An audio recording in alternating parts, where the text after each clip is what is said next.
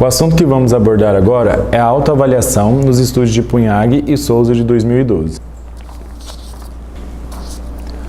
A autoavaliação torna-se relevante na promoção de monitoramento da aprendizagem, uma vez que permite oportunidades de olhar para a própria prática de aprendizagem e, a partir da reflexão acerca das dificuldades identificadas, tomar decisões concernentes à autorregulação.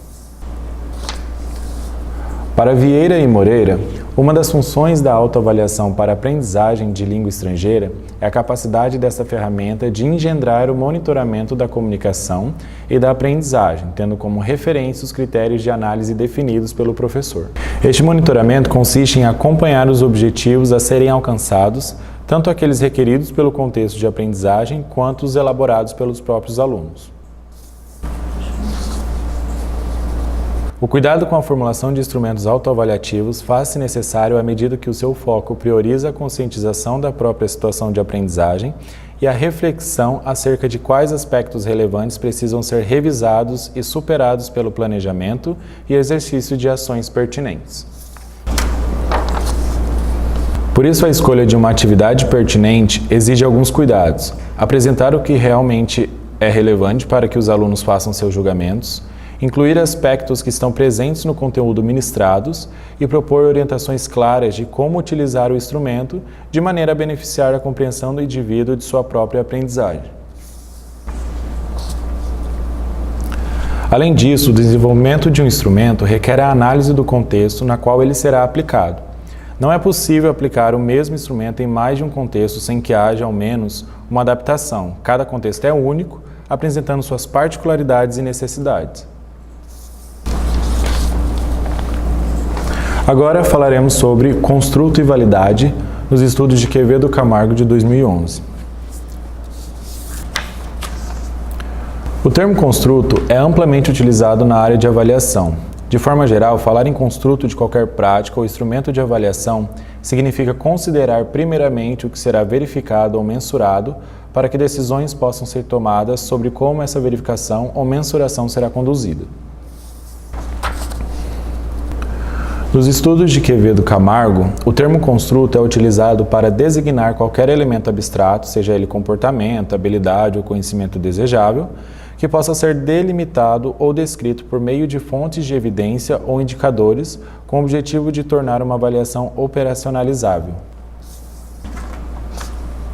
Outro termo muito utilizado na área da avaliação é a validade. Atualmente, a validade de um teste refere-se ao fato das inferências baseadas nos scores desse teste poderem ser consideradas significatíveis, úteis e apropriadas. Validar um teste significa, portanto, acumular dados empíricos e argumentos lógicos para mostrar que as inferências são, de fato, apropriadas.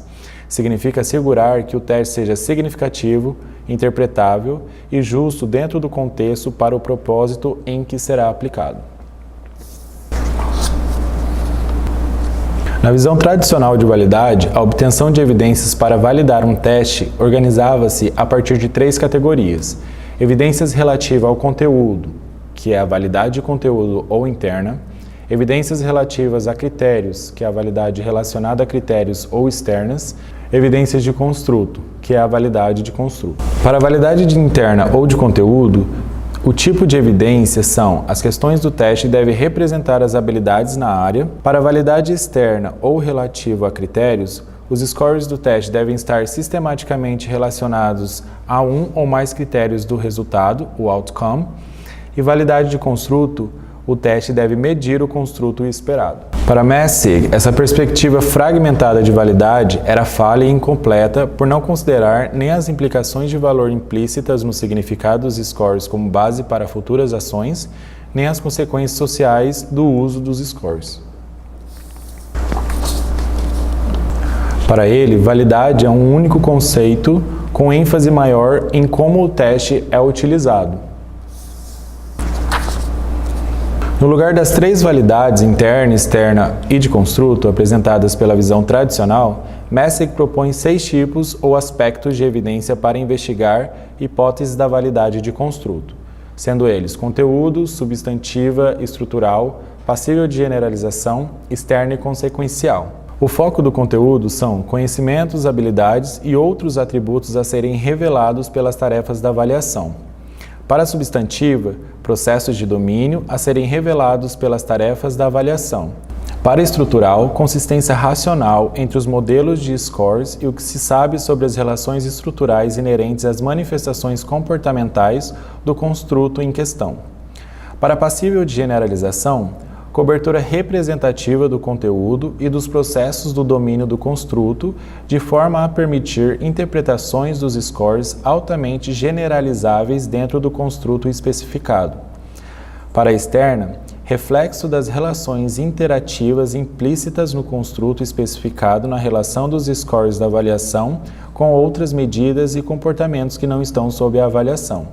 E por último, para a sequencial, o foco são as evidências em embasamento epistemológico para avaliar as consequências intencionais e não intencionais da interpretação e do uso dos scores. Para um panorama geral das diferenças mais importantes entre a visão tradicional e a contemporânea do conceito validade, Quevedo Camargo apresenta este quadro que resume as mudanças ocorridas com respeito a 5 aspectos. Os aspectos de mudança de visão, o que é validade? Na visão tradicional, era característica de um teste o grau em que um teste mede aquilo que objetiva medir. Na visão contemporânea, o quanto as interpretações e os usos de um teste podem ser justificados tendo em vista o impacto social do teste. Em relação entre validade e confiabilidade, na visão tradicional, confiabilidade é algo distinto e condição necessária para a validade, enquanto que, na visão contemporânea, confiabilidade é um tipo de evidência de validade. Como a validade é estabelecida? Na visão tradicional, estabelecida por meio de correlações com outros testes, enquanto na visão contemporânea, a partir de diversos tipos de justificativas e evidências, incluindo as consequências da avaliação. O que compõe a validade? Na visão tradicional, validade de conteúdo interna relacionada a critérios externa e de construto. Na visão contemporânea, conceito único na qual a validade do construto tem posição geral. Quem estabelece a validade? Na visão tradicional, pesquisadores da avaliação responsáveis pelo desenvolvimento de testes de grande escala e alta relevância. Na visão contemporânea, a partir da visão de todos os usuários de um teste. O próximo assunto é confiabilidade nos estudos de Schletter e outros estudiosos de 2005. A confiabilidade consiste em fazer com que todos os candidatos sejam avaliados em igualdade de oportunidades, minimizando os efeitos na avaliação dos fatores externos ao teste, fazendo com que o construto que está testando seja avaliado de maneira uniforme. Existem vários fatores que podem afetar o desempenho do candidato em um teste e assim provocar problemas na avaliação, como por exemplo, o cansaço do candidato ou do avaliador, o domínio ou desconhecimento de determinado tópico, discrepância de referências teóricos entre os avaliadores, preferência ou aptidão pessoal do candidato para um determinado tipo de teste, bem como conhecimento ou desconhecimento da situação de avaliação. Quanto menos esses fatores afetarem a avaliação de um teste, maior importância terá no teste o domínio das habilidades que se quer medir e, consequentemente, maior a confiabilidade dos scores do teste. Para que seja possível diminuir o efeito dos fatores externos, é necessária uma especificação cuidadosa e analítica do instrumento e das grades de avaliação. Para garantir a confiabilidade de um teste, é necessário primeiramente que todos os candidatos respondam de preferência às mesmas questões e, se isso não for possível, ao menos as questões bastante similares com graus de exigência também parecidos. Em segundo lugar, é necessário que se garanta aos candidatos igualdade na realização do teste, isto é, que em todos os locais onde o teste é aplicado existam os mesmos recursos e que os procedimentos de aplicação, bem como o tempo de duração do teste, também sejam os mesmos. E por último, nós vamos falar de descritor.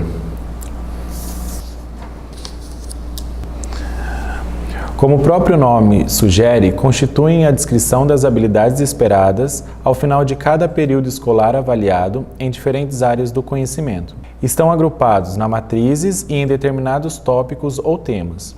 Tópico ou tema representa uma subdivisão de acordo com o conteúdo, competências diárias e habilidades.